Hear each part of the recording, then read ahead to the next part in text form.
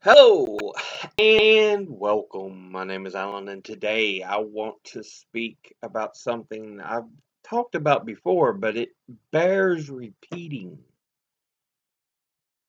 We are in the midst of a second Gilded Age. That's not a good thing. First Gilded Age happened in the late 1800s and crossing into the very beginning of the 1900s. You have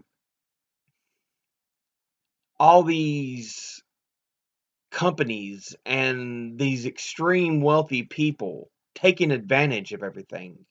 Rockefeller, uh, J.P. Morgan, um, Andrew Carnegie.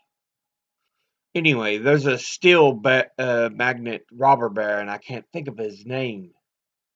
He becomes one of the richest by far. But yeah,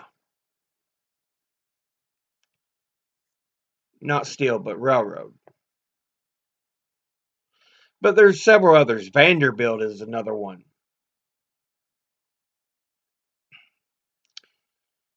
These men were called robber barons because they basically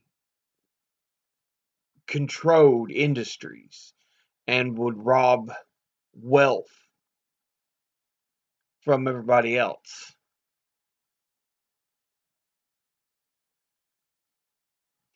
But yeah, we are seeing today the biggest wealth inequality since the Gilded Age. And it is a bit ridiculous. The Gilded Age itself, you saw people who struggled, and we're seeing a lot of it today. This same inequality in wealth and resources, and it's something that needs to be, its back needs to be broke. We can no longer allow something like this to go on. During the Gilded Age, they actually ended up having to go through a lot. I think Upton Sinclair, The Jungle, was written in this same era, 1906. Okay, so yeah, it was in this very same era. The meat packing industry was so bad that Sinclair had to write a book about it, telling about the conditions in these um, companies in the meat industry. You would often have fingers chopped off. People were working in unclean conditions. You know, if you want a book on your must-read list, Upton Sinclair's The Jungle. And there was a number of other things going on too. Uh, you got to remember, America's going through this period when everybody's struggling except very rich and companies, and they're what you call monopolies. You don't think about monopolies being a modern day thing, but there are companies that we can list as monopolies in the modern day. Think about it. Amazon, it controls how much of the electronic online store stuff. How big of a portion do you think it owns of that market? According to Forbes.com, 3 companies control about 80% of mobile telecoms. 3 have 95% of credit cards. 4 have 70% of airline flights within the US. Google handles 60% of search. Think about that. 60% of online searches. It's become such a common word. Google something. You know, there were other search engines before, but it handles so much of the online search. It's become such a giant company.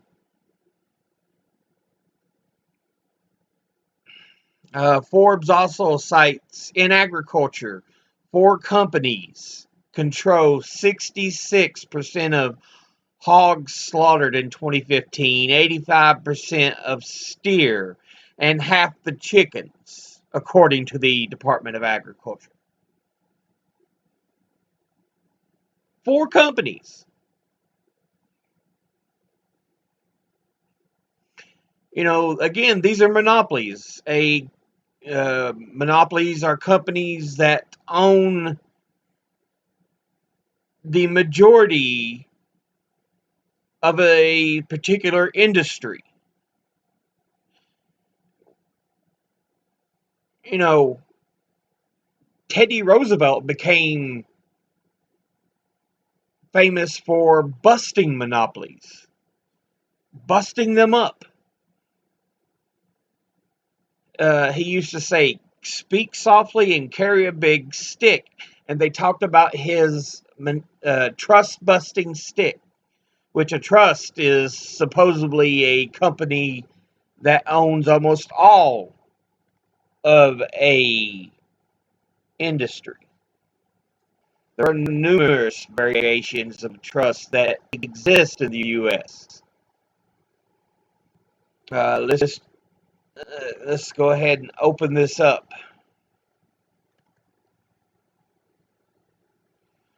You know, this is what I'm talking about, though. There were laws, even laws passed to break up trusts. HistoryCentral.org, when you pull it up on Google here, Trustbusting. By eliminating competition, trusts could charge whatever price they chose. Corporate greed rather than market demands determined the price for goods. Progressives advocated legislation that would break up these trusts. So yeah, sounds very familiar, don't it? This is the kind of thing that's happening now. Companies that become so big, owning almost the entire a particular industry. I don't know if we've necessarily gotten to the point that America's dealing with trusts, but we are definitely dealing with monopolies. Going back to Forbes, this article, just 4 companies control 85% of the U.S. corn seed sales, up from 60% in 2000, and 75% of soybean seed, a jump from about half. Amazon's, you could consider a monopoly. Disney, I would consider a monopoly with everything they have. Let's see, Luxottica is an example of a monopoly, a company that owns all the major brands of sunglasses and has bought almost all the major eyewear brands. However, they are still named differently. This creates an illusion that, oh, there are others, but no, there's not really a variety. They're owned by one company, manufactured by one company. Luxottica produces more than 80% of the eyewear worldwide. Microsoft. It holds more than 75% market share and is the market leader as far as computer and software manufacturing.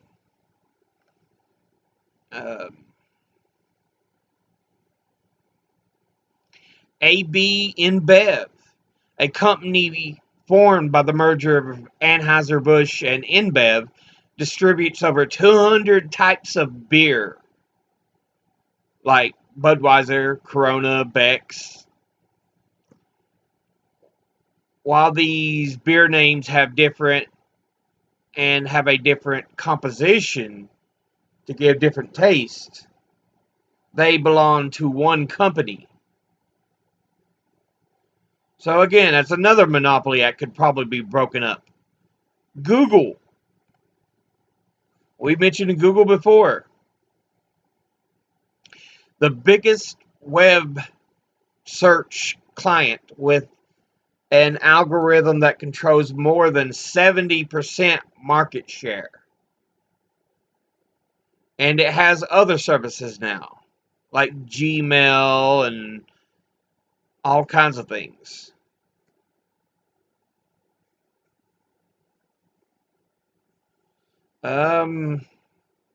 AT&T.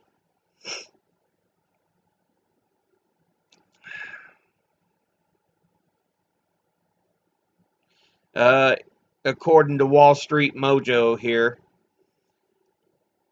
in '82, AT&T was the sole supplier of telephone services across the U.S. and it was found to be violating the antitrust laws due to its monopolistic activities.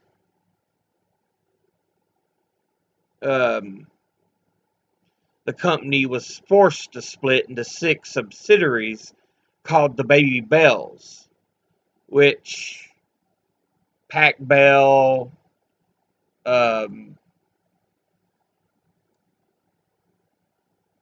what are all of them? I can't remember. But yeah, there are companies like Pac Bell and Southern Bell or Bell Southern. You know, companies like this. All the bells. Let me see if I can find. Yeah, Southwestern Bell. SBC was the name of the company that owned all the bells, and it bought AT&T, but they kept the AT&T name. AT&T. You've got Bell South, Bell Atlantic, Southwestern Bell.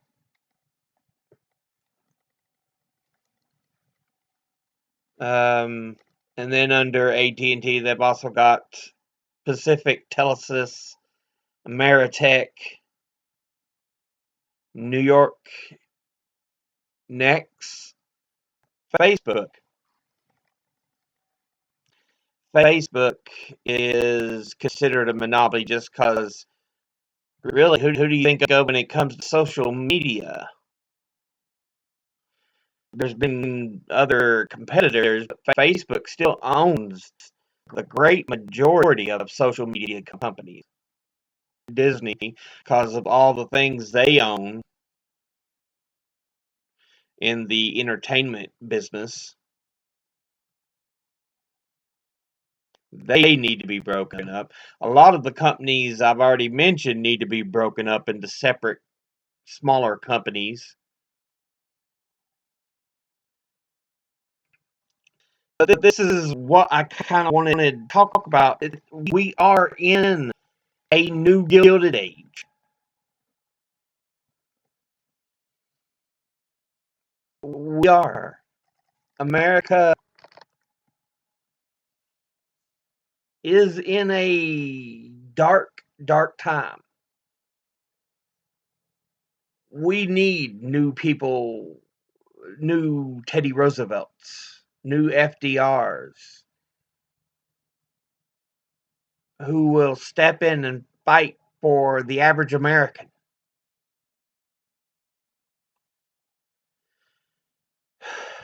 I mean, we're getting screwed, but the rich keep getting richer. And this is becoming more and more evident that even the corporate media companies are talking about it. Hey, look how big inequality is getting.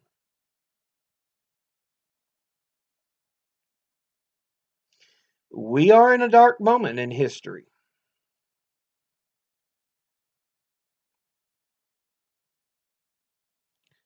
So, yeah, there's a lot of companies that need to be broke up. There needs to be an investment in small business.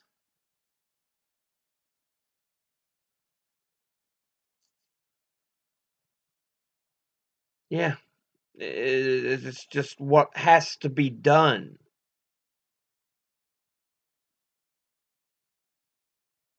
But I'll go ahead and put some links in the description below the video.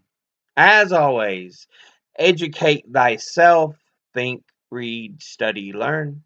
Someone tries to tell you something you have trouble believing, ask them to cite their sources. I'll see you all in the next video. Until then, later.